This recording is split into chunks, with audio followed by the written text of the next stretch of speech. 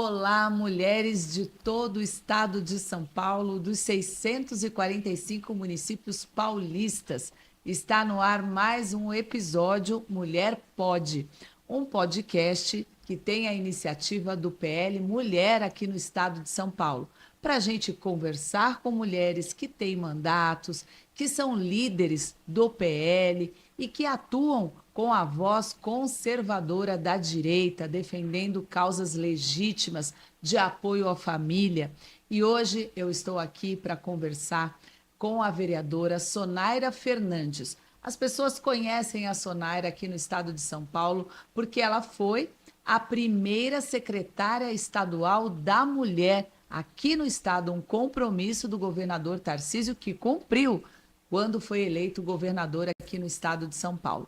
A Sonaira tem uma história muito bonita, uma história emocionante. Eu já ouvi essa história algumas vezes, mas a gente fez questão de trazer aqui no podcast Mulher Pode, para ela conversar com você, para ela te inspirar, porque somos mulheres comuns, mas estamos posicionadas e fazendo coisas extraordinárias, porque estamos com o mesmo propósito: trazer as mulheres para a política, fazer a política que nós acreditamos, a política do cuidado, a política da valorização da família, da defesa das nossas causas, dos nossos valores, a política do bem. Sonaira, eu quero que você conte a sua história. Quando você veio lá da Bahia, pé de serra, para tentar a sorte, para tentar uma oportunidade aqui no estado de São Paulo. Aliás, como muitos paulistas, né? O nosso estado foi construído, né, com a força, com o trabalho e com a história de pessoas que vieram de todos os estados do Brasil. E a sua história é bem típica, né, que mostra, né, uma mulher se lançando atrás dos seus sonhos para construir uma história diferente aqui na capital. Primeiro dizer que é uma alegria muito grande estar mais uma vez aqui no podcast do PL Mulher, junto com a querida deputada Rosana, que tem trabalhado muito de forma intensa para oportunizar muitas mulheres aqui no nosso estado de São Paulo, tem alcançado, graças a Deus, e dado voz a muitas mulheres, tem ajudado aí nas demandas do nosso estado. Eu tenho acompanhado um pouco do que vocês estão fazendo aí através das carretas da capacitação, junto com o Fundo Social da primeira-dama Cristiane. Então, é uma grande alegria, né, estar ao lado de mulheres que realmente entendem a sua missão. E eu vim para São Paulo, Rosana, em 2012, em busca de uma oportunidade de estudo e trabalho. Eu concluí o ensino médio em 2008 e a minha cidade no interior da Bahia, Pé de Serra, ela tem um pouco mais de 13 mil habitantes. E para que o aluno de ensino médio conseguisse estudar, conseguisse realizar o seu sonho de ter um diploma, ele teria que ou ter uma família afortunada para conseguir mantê-lo na cidade mais próxima, que seria Feira de Santana ou Salvador, que é 220 quilômetros, ou ele teria que se conformar e ficar na cidade trabalhando no comércio local. E eu, por algum tempo, né, fui a opção 02. Eu trabalhava no comércio local, porque a minha família não tinha condições de pagar um aluguel para que eu estudasse, morasse em outra cidade. E eu fiquei ali trabalhando no comércio local. Então, eu fui professora na minha cidade, eu trabalhei como balconista na minha cidade, eu fazia bico aos sábados, né, trabalhando e tudo mais, para conseguir comprar as minhas coisas, aquilo, né, que toda adolescente na época da minha idade gosta de ter, e os meus pais não tinham condições de dar. E aí, numa festa de Páscoa, a minha tia, irmã do meu pai, que já morava aqui em São Paulo há mais de 20 anos, ela chegou na minha cidade para passar um período de festa de Páscoa com a gente. E ela disse para mim: Sol, eu não posso ir embora de Pé de Serra se eu não te levar. Eu tenho isso no meu coração. Deus falou para mim que eu não posso ir embora daqui se eu não te levar. De imediato, eu achei que ela estivesse ficando, né, meio lelé da cuca. Mas ela já foi de passagem comprada. Ela comprou a minha passagem de volta e eu tinha feito, né, uma prova de vestibular e tinha passado. E todo ano era a mesma coisa. Eu tinha expectativa de que uma hora o meu pai ia conseguir, né, custear um aluguel até eu ter um trabalho em algum local por perto, porque eu não aceitava a ideia, Rosana, que para eu ser abençoada, que para que eu fosse próspera, para que eu conseguisse realizar o meu sonho, eu teria que sair do contexto da minha comunidade, eu teria que deixar os meus pais, a minha casa e ir morar de favor na casa de alguém. Mas como era uma tia muito querida, eu resolvi vir com ela e pensei, eu vou, fico um período de 3 meses, porque isso era abril, a Páscoa. Em julho eu retorno, porque eu já tinha feito a minha inscrição na faculdade e tá tudo certo. Eu vim para São Paulo com a minha tia, cheguei aqui, um frio daqueles, pensa, gente. Mais ou menos que nem agora. Que nem agora. Eu vim de blusa, regatinha, pensa, sertão da Bahia. Saí da Bahia de regatinha, de bermuda, sandália de dedo, cheguei aqui na rodoviária, meu Deus, mas era muito frio. Muito frio, e as coisas foram acontecendo de forma muito rápida. Eu acredito que, creio muito, que a mão de Deus, né? Então, eu tinha determinado que seria um período de 3 meses que eu ficaria aqui. E neste período de 3 meses, a minha tia falou, olha, por que você não tenta pegar a sua nota do Enem e levar na faculdade, ver se eles aceitam? Por que você não tenta, pelo menos, distribuir um currículo? E é tão interessante, né, quando a gente começa a caminhar, mesmo sem entender, na direção do propósito, porque eu fui na faculdade, apresentei a minha nota do Enem. Na mesma semana, eu recebi o telefonema da secretaria pedindo para que eu fosse lá, porque eu tinha conseguido a bolsa. Olha. E aí, na mesma semana, a empresa de telemarketing que eu tinha deixado o currículo já me ligava também pedindo para eu ir fazer um teste. E as coisas foram acontecendo nesse período de 3 meses que eu tinha estabelecido. E você estabeleceu o seu, eu vou ficar 3 meses, aí não vai dar certo. Exato. E aí eu vou voltar. Exato. E foi dando tudo certo. Tudo certo. E aí eu sei que eu liguei para minha mãe e falei, amanhã, eu não vou voltar mais. Ela, como assim você não vai voltar mais? Falei, as coisas estão acontecendo. Então, quando eu me vi, Rosana, muito perto daquilo que sempre foi sonho para mim, mas sempre foi muito distante, quando eu me vi assinando o documento do meu curso, eu falei, gente, eu não estou acreditando que isso está acontecendo. Eu falei, não, eu vou ficar. E aí eu liguei para os meus pais, né? Disse que ficaria aqui. Eu vim da Bahia com uma decepção na política, porque uma cidade do interior da Bahia, sertão da Bahia, ainda tem muito, né? Na época tinha muito forte a presença do coronel, aquele que ordena, aquele que persegue, aquele que só lembra de você na época da eleição. Dele, a região é dele. Exatamente. Só é beneficiado o amigo dele. Exato. Então, quando eu resolvi ficar, eu disse, bom, então agora eu vou estabelecer uma outra meta. Concluído o meu curso, vou prestar um concurso e vou ser delegada de polícia. E volto para a minha cidade, presto um concurso por lá. Segunda meta, eu não quero nunca mais saber de política na minha vida. Olha só. E aí deu errado. Deu errado. Graças a Deus que deu errado. E aí você fez faculdade de Direito, tinha o sonho de ser delegada. O que mudou nesse percurso? Você conheceu Eduardo Bolsonaro nesse meio tempo, quando você já tinha terminado a faculdade, quando você estava na faculdade, antes de prestar concurso, como foi que você encontrou, né? Porque quando a missão encontra a oportunidade, aí é o elo perfeito. Velho. Eu fui trabalhar como operadora de telemarketing na LBV. Então, assim, nos anos aí de 2012, alguém recebeu um telefonema da LBV, eu era pedinte. Então, olha, muito possível. Eu estive na LBV recentemente e eles ainda têm esse eles trabalho. Ainda têm, sim. É. E aí a gente tinha de forma muito, muito intensa as campanhas, né? A gente ligava pedindo. Só que eu tenho, Rosana, uma deficiência auditiva aqui no ouvido direito. As minhas células, elas envelheceram precocemente. Então, eu não escuto do lado direito. E mesmo assim, eu era operadora de telemarketing. Só que chegou um tempo em que doía muito, porque eu só usava, né? Eu sobrecarregava o ouvido esquerdo. E aí um dia eu cheguei na faculdade e falei, gente, eu tô cansada, eu vou procurar uma outra coisa. E aí eu passei no painel de estágio da faculdade e tinha uma vaga de estagiária na Polícia Federal. Achei estranho, falei, nossa, mas que estranho, uma vaga assim, dando sopa de estagiária e tal. E aí eu retirei o papel, liguei lá no RH, e aí eu lembro até o senhor que me atendeu, chamava Antônio. O Antônio disse, olha, nós temos essa vaga, mas nós temos alguns quesitos que precisam ser preenchidos. Eu peço que você passe aqui e a gente vai analisando. E aí eu fui, preenchi, eles mandam lá para análise e tal. Uns 15 dias depois, mais ou menos, eles me ligam dizendo que eu tinha sido aprovada para a vaga. E aí eu fiquei super feliz, eu falei, nossa, não acredito e tal, e fui lá. Só que na LBV, se eu batesse a minha meta de doação, eu conseguia um salário de R$ 800, Que naquela época que representava naquela alguma época era coisa. muito bom. Ah, Na Polícia Federal, como estagiária, já com vale coxinha, eu recebia R$ 496.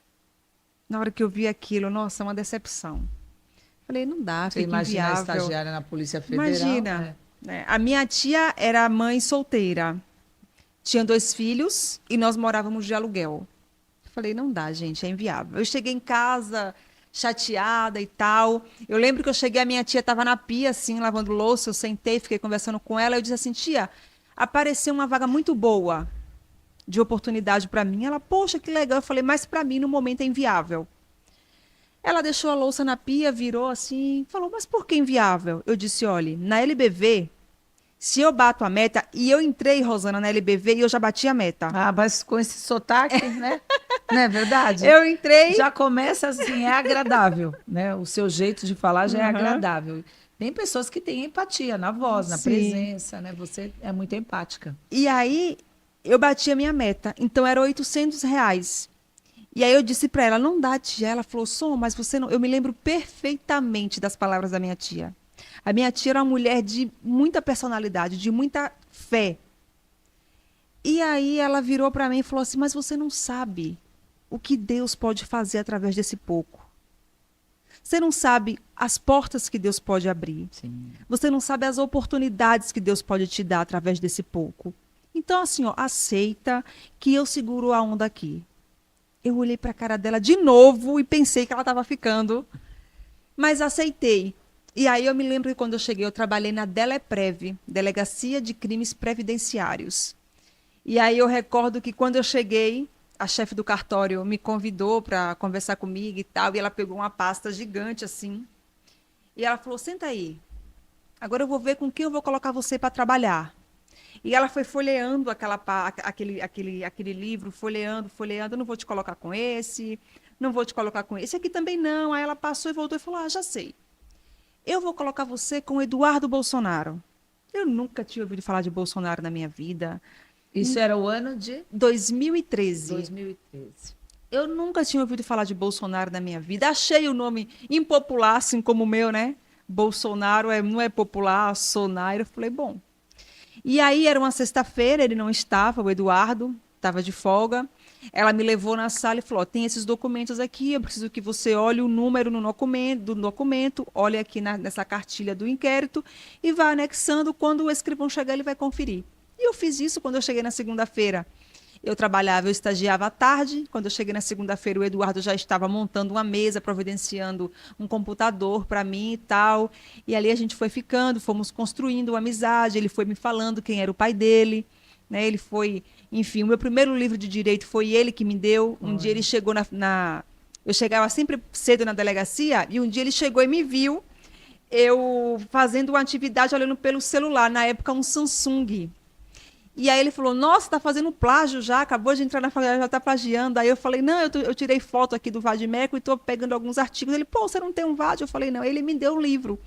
Então, meu primeiro livro de direito, quem me deu foi o Eduardo.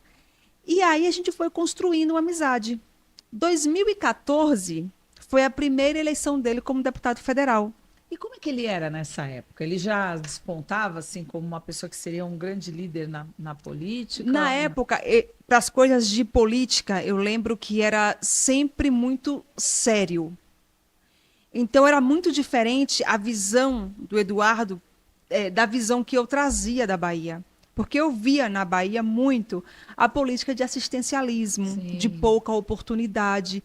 Então a primeira conversa política que nós tivemos foi falando do Bolsa Família. E ele trazia uma visão do Bolsa Família totalmente diferente daquilo que eu vivia. Ali, né? Eu Vivenciou falava, ali. cara, mas sabe que isso faz sentido. E no meu primeiro ano, Rosana, eu já comecei a pensar no meu trabalho de conclusão de curso. Aí ele disse para mim, por exemplo, você vai falar o quê sobre o seu trabalho de conclusão? Eu falei, já sei o que eu vou falar. Eu vou falar sobre a falência do sistema carcerário brasileiro. Ele, é? Você acha que quem está lá é coitadinho? Você acha que o sistema está empobrecido para receber quem mata, para receber quem estupra? Aí eu parei assim, sabe, a realidade que ninguém tinha te confrontado antes, né? Então eu parei e fiquei ali, São conceitos que a gente adquire e não sabe por quê, mas incorpora para a nossa vida. Exatamente. Aí aquilo foi me fazendo pensar. Eu falei, cara, quer saber que aquele carioca tem razão? E ali a gente foi construindo, né? Nós fomos conversando e tal. E o Eduardo era divertido. Então era bom trabalhar com ele porque ele tinha, né, essa parte, o senso da realidade, né, do lado político, que às vezes a minha visão não alcançava, e ele também era divertido. Então nós fomos construindo esse elo, né, de trabalho, de amizade. 2014, primeiro ano, primeira eleição do Eduardo como deputado federal. E aí ele me convida para trabalhar no comitê de campanha dele. Eu estudava de manhã, estagiava à tarde, mudei o meu curso para a noite, trabalhava com ele de manhã e permanecia estudando, trabalhando na polícia à tarde. Ele ganha a eleição, né? Eu falei, poxa, que legal e tal. Então, na época, era eu e uma outra menina atendendo o telefone, mandando as cartas pelo correio, as correspondências, material de campanha. Ainda era bem diferente uma bem campanha diferente, de agora, né? Bem diferente. E aí tinha mais 2 meninas que trabalhavam com ele. Final de semana a gente ia para a rua entregar material. Durante a semana era material no correio. Ele vence as eleições. E aí estou eu em casa de novo com a minha tia, né, a gente conversando como as coisas mudaram nesse pouco tempo que eu estava aqui, né, como os ares eram outros, né, a visão já tinha mudado do que realmente, né, do que realmente era a política, de como as pessoas são diferentes, porque você traz o seu mapa de mundo quando você vive muito aquela realidade, que tudo era daquele jeito. Então eu imaginava que toda a política funcionava exatamente como a minha cidade de 13 mil habitantes. Que ninguém prestava, que não, Exatamente. que era só interesse, poder. Você começou a ver um outro lado. Exatamente. Eu não pensei, Rosana, que a política fosse capaz de transformar a minha vida. Digo, a minha vida no sentido de não de mudar de condição, porque isso acontece também naturalmente, mas da minha vida como missão, como propósito, como ser útil na vida de alguém. Como você fazer algo aqui e você conseguir resolver o problema de 100 pessoas ali na frente, uma pessoa que seja. E aí eu estava em casa com minha tia e aí meu telefone toca. E quando eu olho, era eu, Eduardo. Aí ele, pô, Sonaira, você viu que a gente ganhou, né? Deu merda, a gente ganhou. Nós temos um problema agora que nós ganhamos. Ele é sempre muito divertido e tal. E aí eu falei, nossa, eu vi, eu fiquei muito feliz e tal, parabéns. E aí ele falou para mim assim, olha, mas eu ficaria muito feliz se você aceitasse trabalhar comigo lá no meu gabinete. E aí eu parei assim por alguns segundos. E ele falou, não, eu estou falando sério, eu ficaria muito feliz se você aceitasse trabalhar comigo. Gostei do seu trabalho na campanha, achei bem comprometido e tal. Rosana, quando ele falou o salário, e, assim, sendo bem sincera, porque eu não posso mentir, assim, para mim, né, que foi exatamente isso. Quando ele falou o salário, eu falei, eu topo. Mas eu pensei, só pelo salário. Porque era assim, ó, era 4 vezes mais do que eu ganhava na polícia, como estagiária. Então, rapidamente eu pensei, é a oportunidade que eu tenho de ajudar, inclusive, os meus pais que ficaram na Bahia. Falei, não, na hora, o que eu tenho que fazer? Ele falou, não, você tem que ir amanhã, o Jorge Oliveira, que é meu chefe de gabinete, vai fazer contato com você, ele vai te dizer o que você precisa fazer, você já manda para ele. Quando eu recebi o primeiro salário, eu não acreditei. Olha só. Então, aí depois você vai sendo moldada, né? Você vai entendendo os desígnios, os propósitos de Deus, que o salário é apenas uma condição, é um adereço, perto do tamanho da missão que você tem. E aí eu falei, mas eu disse que eu não queria mais saber de política. Olha só. Agora, vamos avançar para 2020. Sim. Né? Ele virou deputado federal, você começou a fazer assessoria para ele, foi se envolvendo cada vez mais e gostando, porque vendo um outro lado que era possível levar a política, diferentemente do que você havia tido como experiência na Bahia. Aí chega 2020 e ele fala para você ser candidata a vereadora? Como é que foi? 2017 eu fui para Brasília. Ah, Então, eu trabalhei esse período da eleição, o episódio, né, da facada. Eu estava em Brasília, na facada do Jair, né, do integrante do PSOL. Eu estava lá em Brasília e foi, assim, um momento muito difícil, muito dolorido. O Jair vence as eleições, eu volto para São Paulo para trabalhar agora com o Gil Diniz, porque a equipe tinha crescido, então o trabalho tinha sido o ampliado. Gil Diniz era Deputado já estadual. deputado estadual. Eu venho para trabalhar. E aí começou aquelas ondas de traição. Né? Um monte de gente que se elegeu aí na cauda do Bolsonaro, Sim. na onda do Bolsonaro. Aí já era 2019, Bolsonaro presidente. Isso. Aí começaram as revelações. Sim. E aí, 2020, nós tínhamos, assim, uma lista imensa de pedidos de apoiamento para prefeito, para vereança, muita gente pedindo. Pedindo apoio do Eduardo. Isso, do Eduardo. E a gente já estava com os lombos, né, surrados de um monte de gente que tinha traição. E aí um dia o Eduardo pousou aqui em São Paulo, foi para o gabinete do Gil para que a gente decidisse, né, a questão dos apoiamentos. E aí chegamos na cidade de São Paulo. E aí ele falou, ó, gente, é o seguinte... Porque o Gil já havia sido eleito com o apoio do Eduardo, né? Porque na história do Gil também era carteiro, né? Sim, o Gil era carteiro, encontrou o Eduardo num sinal ali. Ou seja, já sendo usado mesmo para apoiar Exato. pessoas e formar novas lideranças, né? Exatamente.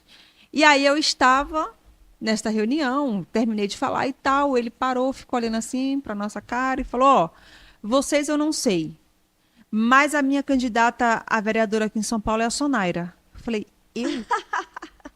Falei, eu não, querida. A única coisa que eu quero da vida é casar.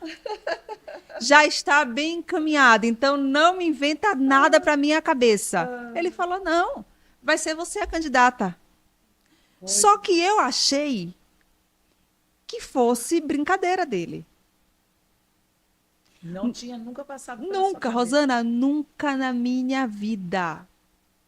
No domingo anterior a este convite do Eduardo, eu tinha recebido uma palavra na igreja.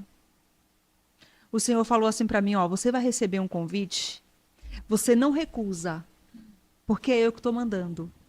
Só que eu, na minha imaginação, eu estava com data de casamento marcada. O que é que eu imaginei? Vai aparecer alguém abençoado, vai me pagar o buffet do meu casamento, vai pagar o vestido do meu casamento, e fiquei crendo que era isso. Quando ele falou isso, eu falei, não, mas não vai ser isso, não pode ser isso de jeito nenhum. Eu desci para almoçar, e aí eu lembrei desta palavra do domingo, mas eu falei, não é isso. Não é isso. E aí passou o tempo, ele mandou uma mensagem para mim e falou, ó, a sua rede é fechada, é privada, abre a tua rede e começa a falar de política, porque eu vou compartilhando algumas coisas. Eu falei, não é possível que ele está falando sério. E aí começamos e tal.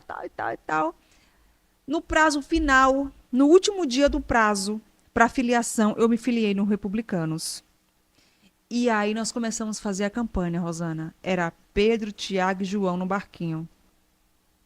Olha só. E ele e o Jair nas redes sociais, pedindo voto, fazendo campanha e tal. E eu olhava as circunstâncias e falei, meu Deus, não vai dar certo. Nos finais de semana, eu tinha 10 pessoas na minha campanha. Durante a semana era eu, o meu irmão, o Tiago Cortez e mais 2 amigos que nós tínhamos. 5. Aí no final de semana, tinha mais 5. E eu olhava aqui, aí eu ficava na rede social, olhando outras campanhas, eu falei, Jesus, só a tua mão para fazer isso aqui. E a gente na rua, o dia todo, distribuindo material, na internet e tal. E deu certo. Olha, me lembra a minha primeira campanha de deputada federal. A gente vai com o idealismo, né? E ingenuidade, e só pelo amor de Deus mesmo que a gente consegue. Exato. Quando eu cheguei para o advogado, com a minha prestação de contas, ele falou assim, ó, você vai ter problema, porque não existe isso que você está me apresentando aqui para a disputa de eleição para vereador da cidade de São Paulo. Eu falei, doutor, mas Capital mais importante do Brasil. Eu falei, ó, doutor, foi exatamente o que está escrito aqui. Vereadora em São Paulo é, às vezes, até mais importante do que ser um deputado, né? É mais votos, mais pessoas para você atender, Sim, mais pedidos, sim, mais dificuldades. Sim. E aí, quando aconteceu, assim, eu fiquei uns dias, né, para digerir, para pensar sobre tudo que estava acontecendo. E aí, quando apareceu lá eleito, eu falei, gente, mas somente Deus para ter feito algo assim tão extraordinário, né? E hoje a gente está aqui no podcast do PL Mulher, compartilhando essas coisas. Essa história bonita mesmo. E são essas histórias que motivam a gente, né? Você que está acompanhando, eu prestei aqui atenção, assim, me vi muitas vezes também na minha trajetória, como eu entrei para a política, também nunca gostei de política, nunca queria, né? Eu não me encontrava, mas eu acabei vendo, descobrindo esse outro lado que me motivou. E aí, depois, né, desse trabalho todo que você fez, da importância que você teve, você se tornou a primeira secretária estadual da mulher no estado de São Paulo. É uma honra isso, Sim. né? Você poder dar o start das políticas públicas e trabalhou muito bem, né? Se afastou para sua campanha de reeleição e deixou um legado que até hoje, quando eu vou nos eventos, quando a gente fala sobre a Secretaria da Mulher, o governador, a primeira-dama fala de você. Como foi a experiência agora, Sonaira, de trabalhar à frente da Secretaria Estadual da Mulher? Foi um desafio, né? Porque a violência ela existe, né? E nós sabemos muito disso. Mas além da violência, nós temos outras questões que caminham juntas, né? Que é a questão da oportunidade, né, que é a mulher entender e se ver que ela está em um contexto de violência. E às vezes, Rosana, é muito difícil as pessoas entenderem que a política, né, voltada para a mulher, para a segurança, para a empregabilidade da mulher, ela precisa caminhar em concordância e na mesma direção que as demais pastas. Então, você fazer com que as pessoas entendessem que a pauta da mulher ela existe e ela precisa ser discutida, foi talvez a parte mais difícil.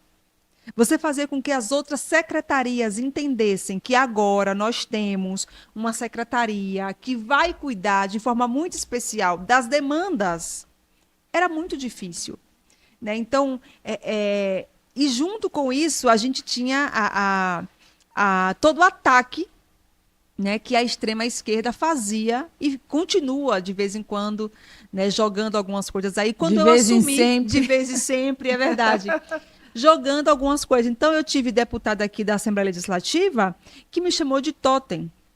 Né? Outras diziam que mulheres pretas como eu não deveria se prestar o serviço de servir de totem para que políticas mentirosas e falsas fossem feitas, né, dizendo que estava defendendo as mulheres do estado de São Paulo.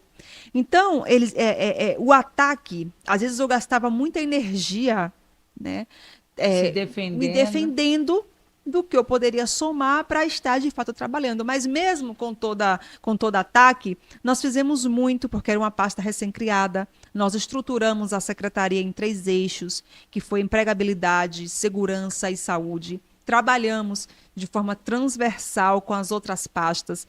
Então, nós elaboramos o protocolo Não Se Cale. O protocolo Não Se Cale é uma política que nasceu do governo do estado de São Paulo, dentro da Secretaria da Mulher. Nós estruturamos o protocolo Não Se Cale junto com o PROCON, junto com o setor de festa, de bares, de restaurantes, de hotel.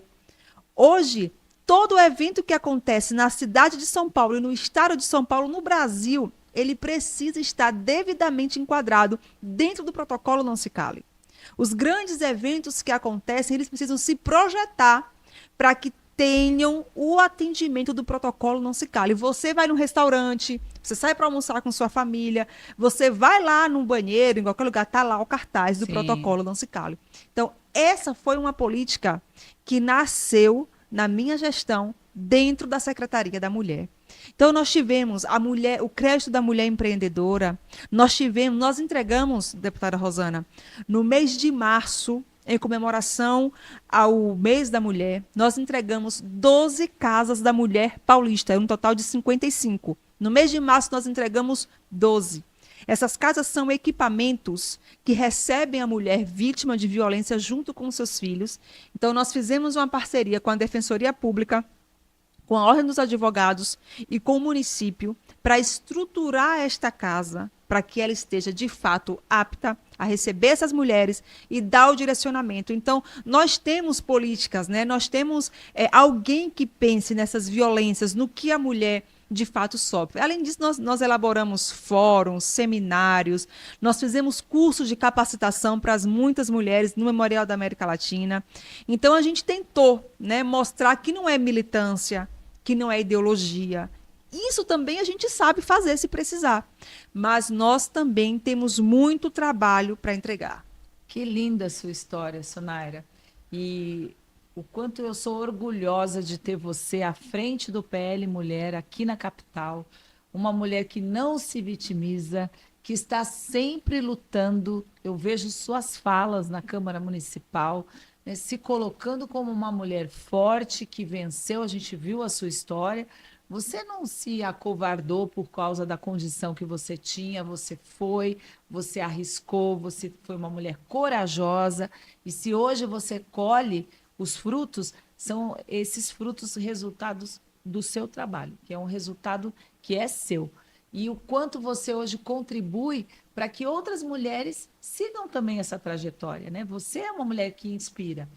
A minha trajetória também foi assim, uma menina de periferia, crescida num conjunto habitacional, e a gente pede a Deus que cada vez mais mulheres como nós, e a gente tem tantos outros exemplos de vereadoras aqui no estado de São Paulo, de deputadas, cada vez mais a gente traga essas mulheres para a política, lideradas pela Michele Bolsonaro, que está fazendo um trabalho belíssimo por todo o país. Nós temos um grande trabalho para fazer. Você orgulha o estado de São Paulo, que você tenha um longo caminho político pela frente, porque eu sei que onde você estiver, você vai levantar a sua bandeira, a bandeira das mulheres, a bandeira do acolhimento, da política correta, né? Não de assistencialismo, mas, né, a política que vai e dá a mão para os mais vulneráveis e leva a política pública. Então, que vamos fazer outros encontros. Agradeço sua participação.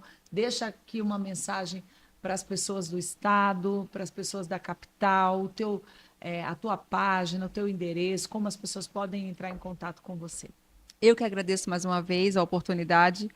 É sempre uma grande honra, né, caminhar ao lado de mulheres que fazem de fato a diferença. Então, estar ao lado da primeira-dama Michele, estar ao lado da deputada Rosana, é uma grande alegria para mim sempre. Quem quiser acompanhar o meu trabalho que nós estamos fazendo, o meu Instagram é sonaira_sp. E a você, mulher, a você que vai receber, que vai assistir esse podcast, eu gosto sempre, né, de uma passagem bíblica que fala de Esté. Esté foi feita rainha e em um momento de dificuldade que o povo dela passava, Mardoqueu, que era tio de Esté, mandou um recado para Esté, né? Que quem sabe se não foi para um tempo como aquele, que era um tempo de dificuldade, que Esté não foi constituída rainha.